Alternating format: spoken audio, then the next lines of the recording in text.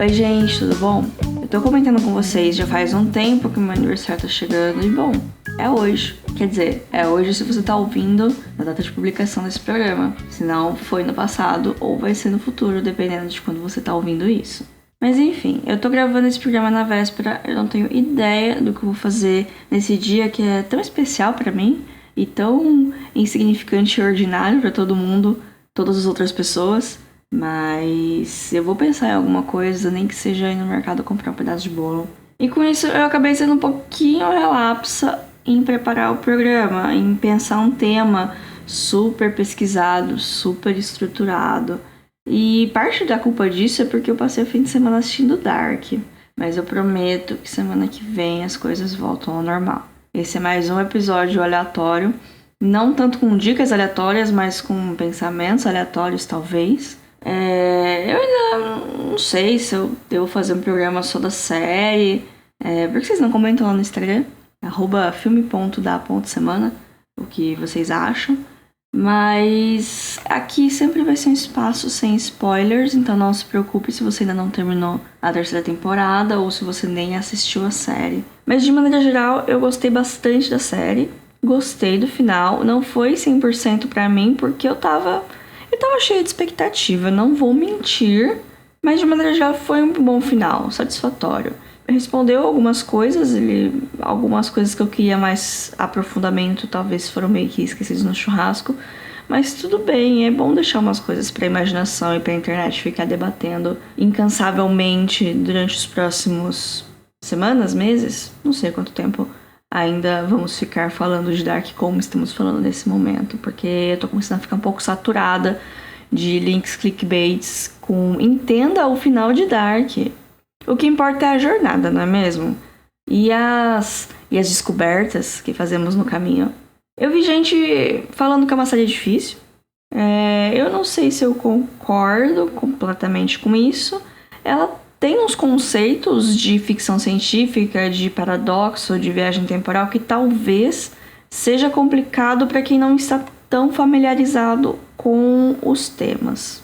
E a série também possui muitos personagens que eles estão interligados, eles têm relação entre eles mesmos e a gente acompanha eles em diversos pontos da vida deles. Aí você precisa ficar guardando o nome e ficar lembrando quem é filho de quem, e às vezes isso pode gerar confusão. Pra mim, isso foi uma das coisas que mais gerou confusão inicialmente, mas depois eu meio que guardei. Eu me dediquei bastante à série pra lembrar de tudo.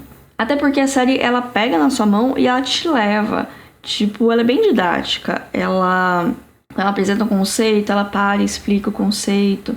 Quando ela joga você em um outro momento da vida daquele personagem, ela te dá pistas visuais de que aquela pessoa é aquele outro personagem que você já conhece. E ela te recompensa por prestar atenção. Você tá prestando atenção nos detalhes, numas coisas acontecendo no fundo, e você vai pegando umas coisas que a série vai te contar também, mas daqui a alguns episódios. Talvez você pegue com mais antecedência.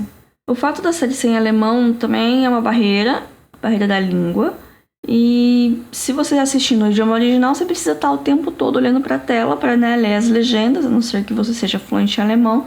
E talvez por causa disso, uma pessoa que talvez não esteja tão acostumada a ver coisa legendada, talvez se perca um pouco com a paisagem, assim, o que está acontecendo na tela. Mas aí, se você não gosta de assistir coisa legendada, assiste em português. Eu não sei se tem dublado, imagino que tenha. Mas eu acho que o importante é você assistir e se divertir. Não importa se você assiste no áudio original, se você assiste dublado. E a minha maior crítica à terceira temporada é uma coisa bem bobinha, mas que me incomodou. Ao longo das 2 primeiras temporadas, né, como eu falei, tem vários personagens que eles aparecem em diferentes versões deles mesmos, interpretados por atores diferentes, até por uma questão de idade, mas eles possuem características que você consegue perceber quem é quem sem ter que apelar para aquela técnica de usar o mesmo corte de cabelo a vida inteira. Até porque Hollywood sempre usa isso e sempre me irrita. Quem que vocês conhecem que usa o mesmo cabelo desde quando era adolescente, sabe? Talvez tenha algumas pessoas, mas é uma quantidade muito pequena. Enfim, na terceira temporada tem um personagem que cai nisso e eu fiquei um pouco irritada, porque eu acho que podia ser melhor. a parte da identidade visual desse personagem. Mas ok, de maneira geral eu recomendo bastante a série. Eu só não considero a melhor original Netflix porque existe BoJack Horseman.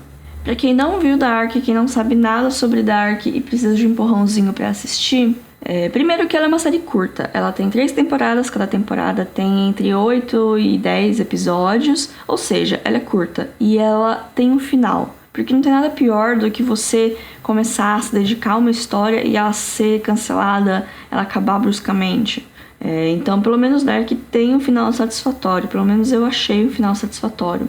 Não era o final que eu esperava, mas isso é bom, porque é muito bom suas expectativas serem desafiadas e a série te entregar uma coisa que você não estava esperando. Então, eu acho isso um ponto positivo. Não procurem informações sobre a série antes, porque a graça é você ir descobrindo os mistérios aos poucos junto com a série. Porque tem muita coisa que acontece, muita coisa, e você precisa de contexto para entender isso 100%. Então, a série... Eu ouço pessoas falando que ela é meio lenta, eu não achei ela lenta. Eu achei que ela tem um ritmo bom pra te apresentar os personagens, apresentar as situações e dar os mistérios e resolver os mistérios e apresentar novos mistérios. Em resumo, tem uma cidadezinha na Alemanha, nos dias de hoje.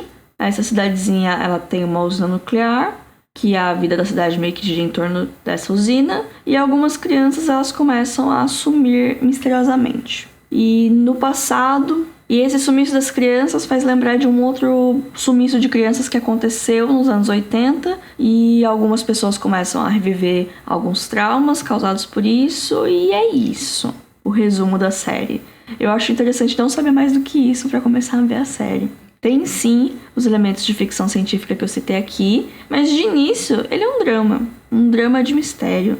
E esse acaba sendo a grande questão central da série, porque ela fala muito das relações humanas, né? E de como a gente lida com o tempo, com o envelhecimento, com tudo mais, destino. Tem muitas questões filosóficas que a gente pode tirar daqui. Além, é claro, da parte de ficção, que é muito bacana. Eu sempre gosto muito de Viagem no Tempo, por mais que em alguns momentos ela... eventualmente vai ter uns furos no roteiro, mas aqui eu achei que de todas as viagens no tempo, essa talvez seja o que menos tem furos no roteiro. Vamos ver. Eu acho que, inclusive, filmes de viagem no tempo seriam um bom tema para um programa. Vou pensar nisso. Talvez aí, spoilers de Vem Aí. Outra série que eu comecei e já terminei semana passada é Pequenos Incêndios por Toda Parte. A Little Fires Everywhere. Na verdade é uma minissérie. São 8 episódios, se não me engano, e a história acaba. Fim, acabou. Não tem segunda temporada, não tem continuação, não tem nada. Gosto assim. Ela tá na Amazon, pra quem quiser conferir. Também tem as suas pessoas misteriosas, mas aqui a gente não tem nenhum elemento de ficção científica. Ela é protagonizada pela Reese Witherspoon e pela Kerry Washington. A Reese é uma mulher de classe média alta, ela é casada, tem filhos lindos, tem uma carreira, belos figurinos, um marido bonito, uma vida bem confortável, enfim, a própria imagem do privilégio. A série começa quando a personagem da Kerry Washington chega na vizinhança com a filha dela e elas alugam uma casa por lá, uma casa que pertence a Reese Witherspoon. Tudo parece normal, mas aí um monte de coisa acontece. E todo mundo é cheio de segredo, os ricos também choram, várias tretas. Gostei porque foi contra completamente tudo que eu achava que ela seria. Porque eu confesso que eu achava que ia ser tipo Big Little Lies e eu tava pronta pra ser um grande novelão. Mas ela foi um pouquinho mais emocionante que isso. Ela é baseada num livro, que eu nunca tinha ouvido falar, mas parece que esse é o rolê da Reese Witherspoon agora. Ela posta as leituras dela nas redes sociais e se tem muito engajamento, ela compra os direitos da obra pra adaptar. Imagina qual que vai ser o próximo projeto dela. Falando em livros, agora eu faço parte de um grupo de leitura conjunta, que é tipo um clube do livro. Inclusive, se você está me ouvindo e é do grupo, veio aqui por causa do grupo, obrigada por me dar essa atenção, me dar esse biscoito, essa view. E enfim, me juntar a esse grupo tá me fazendo ler bem mais, porque eu já comentei aqui que eu era uma ávida leitora na adolescência, mas o tempo e a idade me fez ler bem menos do que eu estava acostumada. O fato que eu estou de quarentena em casa também ajuda eu ler mais. Mas assim, nada que um prazo pra me motivar a terminar um livro, porque acreditem, eu começo a fazer um monte de coisa e largo pela metade. Então, prazos são bons. Até porque às vezes eu preciso da adrenalina de terminar tudo um dia antes pra conseguir ser produtiva. Enfim, espero que meu chefe não ouça esse podcast. Mas eu nunca perco um prazo. Então, né? Mês passado, o livro foi O Colecionador, do John Fowles. Eu nunca tinha ouvido falar desse livro. Mas eu acho que deve ser porque eu não sou do mundinho dos livros de suspense. Porque, aparentemente, ele é bem famoso. Ele foi publicado nos anos 60, ele virou filme na mesma época. Eu não vi o filme, mas eu já recebi recomendações pra assistir por curiosidade e tirar minhas próprias conclusões. Vamos ver nos próximos capítulos o que acontece. E a história, ela aparentemente reverbera até hoje, porque o argumento do livro, né, a grande questão principal, ela é bastante similar da série You, da Netflix, e também do novo filme ruim que a internet resolveu não parar de falar, também da Netflix, aquele 365 Genie. Eu não vi nem série nem o livro, porque os temas não me apetecem. E a última coisa que eu preciso nesse momento é gastar horas raras de entretenimento com homens sem noção e situações escrotas sendo romantizadas. Mas sobre o livro, ele é bastante interessante, ele é todo em primeira pessoa, ele te coloca na cabeça do personagem principal. E olha que lugar horrível. A ideia é fazer o leitor meio que empatizar com o protagonista, entender as motivações dele e por que ele faz as coisas que ele faz. Eu entendi o conceito, mas eu não consegui passar pano pra ele. Ele é uma pessoa horrível e tudo que acontece é consequência de seus próprios atos, mesmo que ele tente te fazer colocar a culpa nos outros e ele sair como um inocente da situação, um incompreendido pela sociedade. Uma coisa interessante, que eu acho que não é spoiler, é que o livro ele muda de perspectiva em certo momento. E aqui a gente tem a perspectiva da garota, porque a história é de um cara que ele ganha na loteria e ele já tava meio de olho numa menina. É um rapaz, não é muito velho, por mais que nunca está da idade dele, mas pela construção, assim, você imagina que ele tem menos de 30 anos. Mas, sei lá, eu imagino ele um velho estranho, não sei porquê. Ele tá de olho nessa menina, ela é um pouco mais nova, mas assim, ainda na faixa etária dele. E ele acaba sequestrando ela. Só que assim, ela vira uma refém de luxo, entre aspas, né? Porque ela tá refém na casa dele, mas ele faz todos os caprichos dela porque ele acha que assim ela vai se apaixonar por ele. Porque ele aparentemente é apaixonado por ela.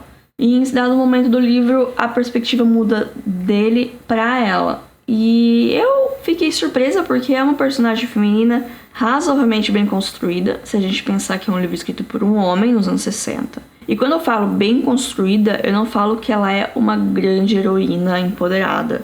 Ela parece uma pessoa real, entendeu? E por incrível, por mais básico que isso seja, parece que a gente tá pedindo demais, dado muitas outras obras que existem até hoje.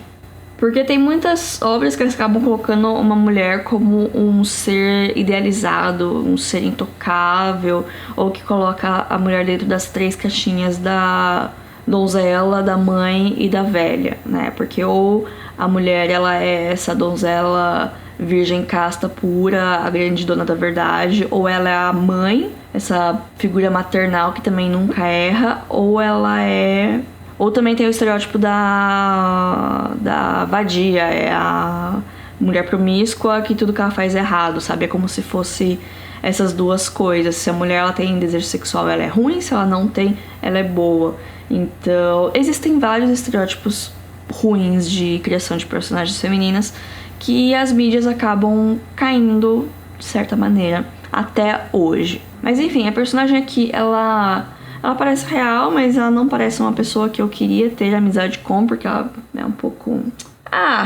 leia o livro, gente. É uma leitura rápida, ele não é muito longo, ele tem umas 300 e poucas páginas. Você lê bem rápido, depois que você engata, demora um pouquinho pra engatar, mas quando você engata, você lê bem rápido. Eu li bem rápido, por mais que o prazo era um mês, eu meio que falhei, como disse, deadline me faz ler. Eu li 100 páginas, assim, 3 horas antes de uma das reuniões, porque eu não tinha conseguido ler durante a semana.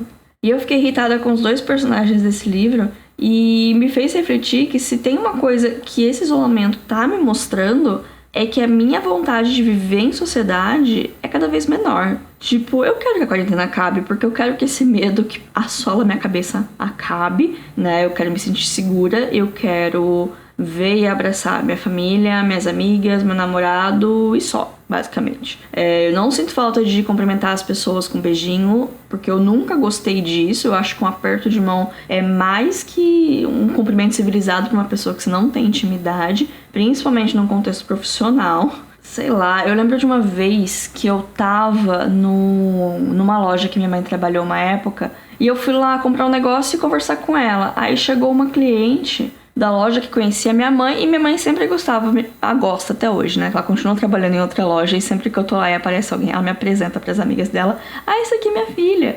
Aí aconteceu a situação de chegar uma cliente que era conhecida da minha mãe, e ela me cumprimentar, aí ela veio e ela me abraçou. Só que no que ela me abraçou, ela tava com um perfume muito forte e muito doce. E até aí tudo bem, né? Abracei. Eu posso ser uma pessoa antissocial, mas eu sei viver em sociedade, por mais que eu não goste. Eu sei quais são as expectativas direcionadas à minha pessoa. Abracei. E eu fiquei o dia inteiro com o perfume dessa mulher em mim. E eu fiquei muito irritada com isso, porque eu não gostei daquele perfume.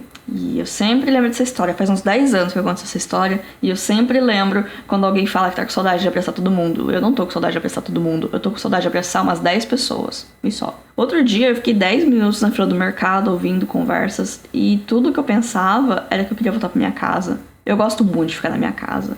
Então, o isolamento não tá sendo um grande problema nesse quesito, porque eu me mantenho bastante ocupada. Eu tô trabalhando no podcast bastante, por mais que não pareça, nas últimas semanas. E o tempo que eu não tô trabalhando, eu sempre acho alguma coisa pra fazer. Eu jogo jogos, eu jogo LOLzinho. Eu comecei a jogar o joguinho de cartas do LOL, que é o Legends of Runeterra. Inclusive, se alguém joga também, me manda DM, vamos jogar juntos, porque eu gosto muito de joguinho de carta.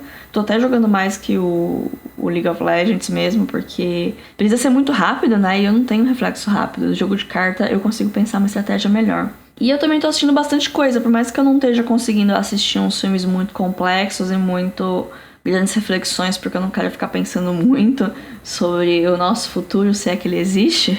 Mas eu tô vendo bastante coisa, tô revendo bastante coisa que eu não via fazer há muito tempo. E The Office tá me salvando bastante.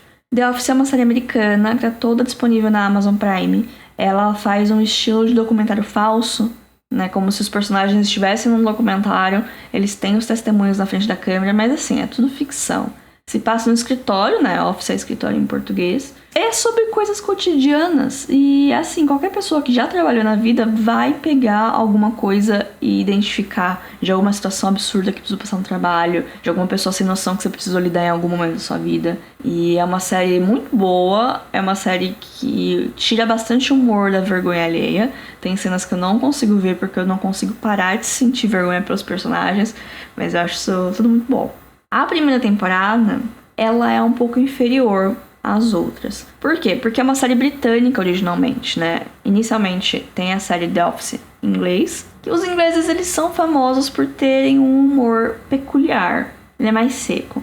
Aí, quando eles trouxeram para os Estados Unidos, eles fizeram a primeira temporada meio que nessas vibes, assim, da série inglesa. E não funcionou tão bem. Mas, mesmo assim, tem episódios muito bons. A partir da segunda temporada, parece que eles encontraram um ritmo melhor e se manterão assim. Pra mim, é na sexta temporada que começa a cair um pouco a qualidade. Não vou ficar dando spoiler, apesar de ser uma série que terminou, sei lá, em 2012. Não lembro. Por mais que seja uma série antiga, ela não envelheceu mal, as piadas são muito boas e as piadas problemáticas são feitas por personagens problemáticos. Então, às vezes, tem umas piadas que você fica, putz, isso é errado, mas aquele personagem é tudo errado, então meio que faz sentido, sabe? Você pode dar até uma risadinha, aquele arzinho que sai do nariz, sabe? Mas você entende que aquilo é errado e os personagens também, então é isso que importa, eu acho, né? E curioso que eu falo que a série, ela talvez demore pra engrenar um pouco pra algumas pessoas, mas eu recomendei pra minha irmã e ela tava gargalhando já no segundo episódio, então fica aí a dica. E eu tô fazendo palavra cruzada também. Eu adoro fazer palavra cruzada, eu comprei umas revistinhas, elas já acabaram, eu baixei um aplicativo no celular, às vezes eu esqueço dele, mas é também uma outra coisa que quando eu tô, assim, não sei o que eu quero fazer, eu vou lá e faço uma palavra cruzada. E assim, como estamos todos em casa, eu estou cozinhando bem mais que o normal. Apesar que eu já tive minha fase Masterchef da quarentena e ela meio que já acabou. Eu tô meio que na fase do preguicinha da quarentena. Que eu deixo um monte de coisa pronta num dia. Tem um dia que eu tenho uma grande inspiração culinária, eu faço um monte de coisa, guardo em potes e fico requentando durante a semana. Mas só o fato de eu ficar requentando no forno ou no fogão, ao invés de ser no micro-ondas, já deixa a comida com gosto completamente diferente. Então essa tá sendo a melhor parte do home office pra mim, almoçar em casa todo dia. Não pela questão de, estou almoçando em casa com a minha família, porque eu almoço sozinha de qualquer maneira. Mas comer comida que não é esquentada no micro-ondas é muito bom, mesmo que ela não seja fresca. Eu fiz pão, deu médio certo, não fiz mais, mas eu comprei fermento. Vamos ver se algum dia chega o dia que eu fico com preguiça de ir no mercado comprar pão e faço pão aqui em casa. Fiz brownie, eu fiz muitos tipos de macarrão, quase todos os tipos de macarrão que eu conseguia fazer com as coisas que eu tinha aqui em casa. E eu fiz estrogonofe de grão de bico, que ficou estranho porque eu não tinha molho vermelho, eu resolvi colocar ketchup. Ficou estranho, não recomendo essa experiência. Se vocês querem fazer estrogonofe, coloquem molho de tomate ou tomates de verdade. E eu tenho uma air fryer, né? Eu entrei pra esse culto, então tudo eu tento botar lá. Quibe fica muito bom, batatas de diversas variedades, mas eu prefiro quando você corta ela bem fininha assim, coloca um pouquinho de azeite, tempero e coloca lá, acho que fica gostoso. Ela mais grossinha, ela fica meio carnuda, não sei, acho estranho. Aí hambúrguer, eu tô fazendo muitos hambúrgueres gourmets, mas assim, não com hambúrguer gourmet. Eu compro esses hambúrguer que vem esse pacote de 12 hamburguinho de sei lá quantas gramas. Mas eu achei no mercado um pão de brioche, pão de hambúrguer de brioche. E olha, isso muda completamente o gosto do hambúrguer. Antes de você fritar os hambúrgueres, você pega o pão, corta o pão na metade, passa a manteiga, né, nas partes do pão e coloca na frigideira pra dar aquela tostadinha, só pra criar aquela camadinha durinha, que aí quando você coloca as coisas, coloca o queijo, coloca o hambúrguer, não vai encharcar o pão, porque se não fizer isso, você acaba encharcando o pão. Aí você colocar dessa tostadinha bem de leve, assim, no pão, ele meio que fica impermeável e aí as coisas não ficam tão nojentas, né? Eu não faço nada de excepcional, assim, nos meus lanches. Eu frito hambúrguer, coloco queijo, às vezes eu faço uma cebola meio caramelizada, e quando eu digo cebola caramelizada, eu quero dizer uma cebola que eu taco shoyu e um pouquinho de açúcar e falo que é caramelizada. Não é igual às grandes cebolas caramelizadas que eu já comi em grandes restaurantes por aí, mas satisfaz momentaneamente. Considerando que uma cebola custa centavos, é bem melhor do que gastar dinheiro. E bacon também, frito bacon, faço cebola lá, frito hambúrguer, coloco queijo. E minha avó fez uma geleia de pimenta, que eu até peguei receita com ela, mas ela que fez mandou pra cá. E olha, tá durando essa geleia de pimenta. A gente tá comendo com tudo, tá sendo sucesso aqui em casa. Já experimentei essa geleia de pimenta com tudo. Tem coisas que ela combina mais. Por exemplo, com hambúrguer, ela fica muito gostosa. Agora, com pão de queijo, fica meio estranho. Então, só falta fazer uma tabelinha, assim, das coisas que deram certo, das coisas que não deram certo. Então, assim, eu tô tentando me manter bastante ocupada com o que eu consigo na quarentena, seja fazendo alguma coisa pra mim, seja vendo entretenimento e desligando a cabeça. Até porque essa noite teve um grande temporal aqui. Eu ainda não abri o jornal para ver as consequências na cidade, porque aqui em Bauru uma garoinha já começa a alagar tudo, já é um grande problema. Então, eu tava vendo os vídeos ontem do pessoal do sul, dos telhados voando. Estou bastante preocupada. Assim, eu moro num prédio, meu telhado não vai sair voando, mas sei lá, né? A gente se preocupa um pouco. Mas é isso, gente. Espero que esse programa não tenha sido muito chato, muito sem sentido. Semana que vem eu volto com um tema certo, com uma coisa mais estruturada, eu prometo. E a gente se vê. Até mais, gente.